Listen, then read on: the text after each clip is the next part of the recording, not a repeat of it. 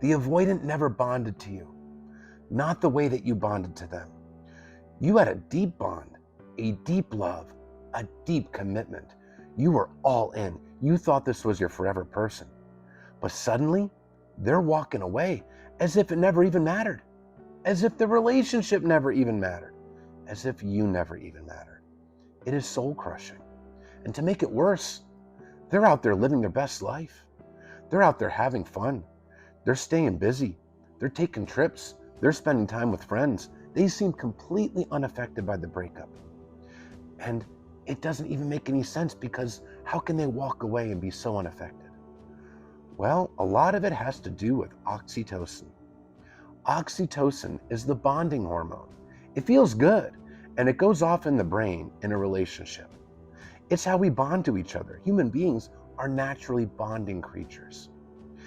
Oxytocin goes off in the brain in a relationship. It goes off in the brain when you have a newborn infant. It goes off in the brain when you have a puppy or a kitten, or even a friend. It's how we bond to each other. It's how we bond to things.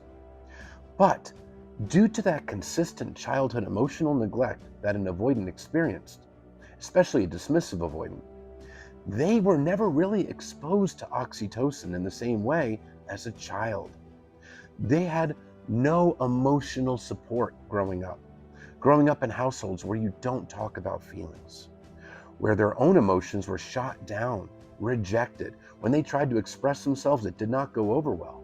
So what they learned to do was to bottle things up, to stuff it, to not talk about feelings, to try to suppress their feelings, because that's how they stayed safe as a child.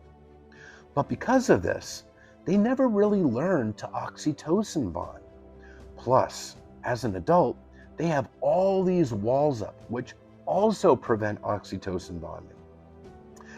Now, they personalize that consistent childhood emotional neglect, and they grew up to feel defective, unlovable, like it must be something wrong with them. They'd see their friends having affection and love and nurturing from their parents, but they weren't getting it. So there's that big defectiveness wound. It's a wound of shame, and shame is a toxic emotion. But because of that shame, they put up these walls, because their subconscious fear is, if I let my partner in, if I let my walls down, and I truly let them into my heart, my partner is going to figure out that I'm defective, they're going to figure out that I'm worthless, and I'm going to get rejected and abandoned. So emotional closeness feels unsafe, so they put up walls to create emotional distance where they feel safe. Well, with those walls up, it really greatly reduces the capacity to oxytocin bond. So now, early in the relationship, when the avoidant seems all in, they're all affectionate, and they can even seem emotionally available, that period of the time is called the shared fantasy, because it's a fantasy. It's a romance novel. It's a fairy tale. It's not real, right? They're swept up in it, feeling good, because dopamine is going off. Dopamine is the reward hormone, the reward chemical. It's what makes you feel good early in a relationship. It's what creates infatuation. And dopamine also goes off in other activities like skydiving, scuba diving, things like that. That's where we feel that fun, that thrill. And it definitely goes off in the brain early in dating. But the thing is, the brain can't maintain that high level of dopamine forever. It naturally comes down, and it naturally comes down usually somewhere between 4 to 8 months, when the honeymoon phase of a relationship ends.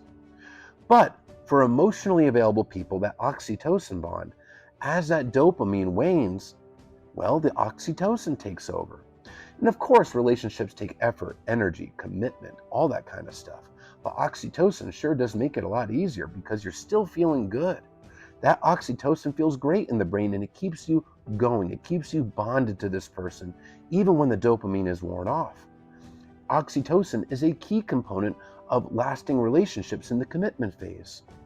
But for the dismissive avoidant, when that dopamine comes down, all that's left is their anxieties, their insecurities, their fears of losing themselves, losing their independence in a relationship, fears of rejection, that emotional intimacy that's causing them to feel unsafe. Anxiety is going through the roof, and that oxytocin isn't there to help ease the pain neurologically and psychologically speaking.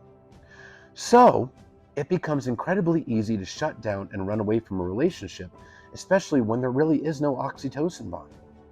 Now, they can learn to oxytocin bond, they can learn to grow their capacity, but it takes self-awareness and a lot of effort and work.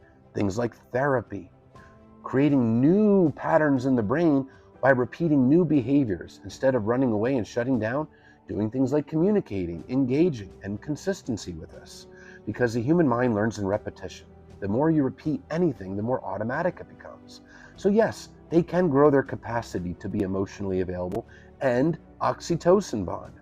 But for a dismissive avoidant or a fearful avoidant that leans heavily dismissive, for one of those people that are not working on themselves, that don't have self-awareness, they don't have that ability to oxytocin bond. They weren't exposed to it, they're not naturally wired to it, and their walls prevent them from bonding in that way. So in reality, they never did have that deep bond with you the way that you had with them. They weren't able to form it. And that makes it a lot easier to shut down and walk away from a relationship, seemingly unaffected by it. So it's not a reflection of you. It's not a reflection of anything you did wrong. It's not a reflection of your worth as a partner. It's a reflection of this person, their insecurities, their inabilities, their lack of capacity, and also their choices, right?